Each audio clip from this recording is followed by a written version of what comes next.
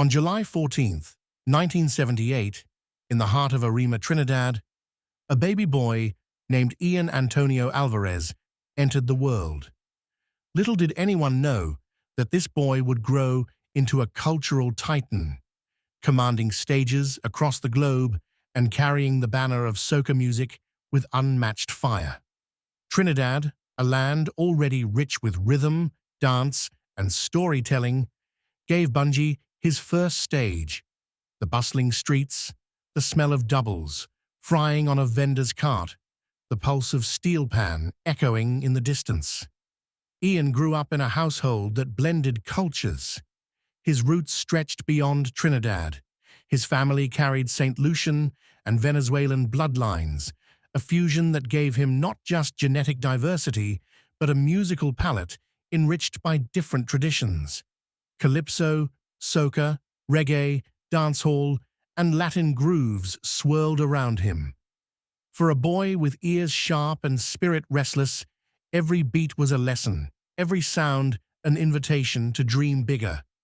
But life in Arima wasn't only music and carnival. It was also discipline, struggle, and the grind of a young man determined to rise. Ian had to carve his way in a society where talent alone wasn't enough. You had to be daring. You had to be bold. This daring streak would earn him a name, one that reflected his warrior-like approach to music. Bunji Garlin, the Viking of soca. The nickname Bunji came naturally. It was catchy, playful, yet commanding. But it was the second half, Garlin, that gave it power. Garlin was not just a surname.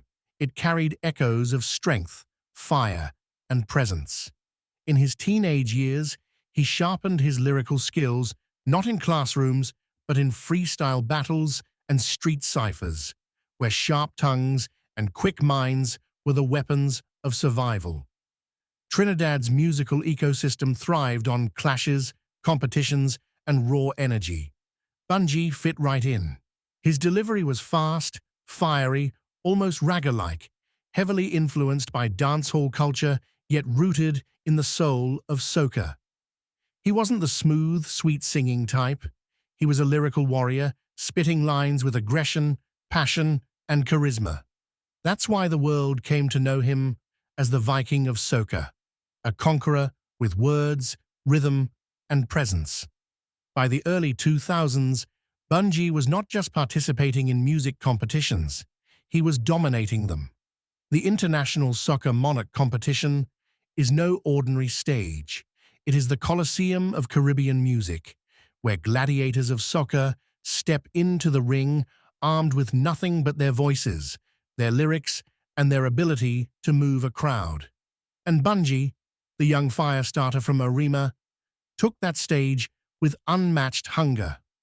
2002, his song, Down in the Ghetto, tied for first place with soca veteran Iwer George. It was Bunji's breakthrough moment, proof that his gritty, ragga-infused soca was not just respected, but loved by the masses. In 2004, he returned, hungrier, and won again with Warrior Cry, a title that matched his image perfectly. In 2005, Blaze the Fire roared across Trinidad like a storm, cementing him as the face of a new era of soca. In 2008, his victory with Fiery showed the Viking was not a passing flame, but a lasting inferno. Each win carried more than just a trophy. It carried the weight of respect. Bunji was becoming a national symbol, someone who could command the loyalty of thousands with a single chant. And even when he didn't win, like in 2009, when his wife Fay-Ann Lyons claimed the crown with Meet Superblue while pregnant, his presence electrified the stage. That night, soca history was written not just in victories, but in love and legacy, personal life. Behind the fire and the Viking persona was a man deeply rooted in love. In December 2006, Bunji Garlin married Fay-Ann Lyons, a soca powerhouse in her own right, and the daughter of legendary soca king Superblue. Their marriage was more than a union of two individuals. It was the joining of two dynasties in soca. Together, Bunji and Fay-Ann became the royal couple of Caribbean music, balancing competition with collaboration, marriage with music. Fay-Ann was not just his wife, she was his equal, a lyrical warrior queen who could hold her own on the biggest stages. Their performances together often felt like battles, but battles fought side by side. And in true soca fashion, their love wasn't private. It was celebrated by fans, blasted on speakers, and immortalized in carnival memories. They became symbols of passion, partnership, and resilience, showing the world that behind the flashing lights and the roaring crowds was a marriage built on respect and shared fire. International success. Bunji's music wasn't meant to stay in Trinidad. His sound, gritty and global, found its way into unexpected places.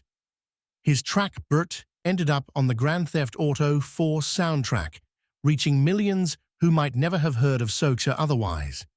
Suddenly, gamers in New York, London and Tokyo were vibing to Bunji's Trini fire. But it was 2013 that marked his true international breakthrough. His anthem, Differentology, featuring Nigel Rojas on guitar, was not just a carnival song, it was a movement. With its soaring hook, "We ready, we ready, we ready for the road."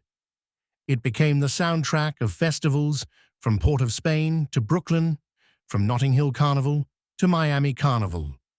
That same year, Bunji won the Soul Train Award for Best International Performance, a rare achievement for a soca artist. The world was waking up to what the Caribbean had known for years. Bunji Garlin was unstoppable. In 2014, his album Differentology was released under RCA and VP Records, pushing him further onto the global stage.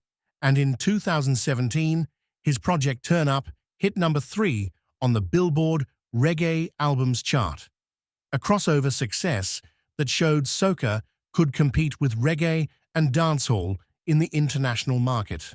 Awards and honors. In September 2017, Bunji Garlin's homeland honored him with the Silver Hummingbird Medal, one of Trinidad and Tobago's national awards. It was not just recognition for his music, but for his role as a cultural ambassador. Bunji wasn't just making hits, he was carrying Trinidad and Tobago's identity onto the world stage. That same year, his song All or Nothing was featured in the Netflix series Impulse, proof that his music could adapt and thrive in new digital spaces. From street freestyles in Arima to global streaming platforms, Bunji's journey had come full circle. Bunji Garlin today is more than a soca artist. He is a pillar of Caribbean culture, a man who represents resilience, innovation, and pride. His lifestyle, though blessed with success, is still rooted in humility. He and Fay-Ann continue to perform together, raising their family while holding down their titles as soca royalty. Please subscribe for more.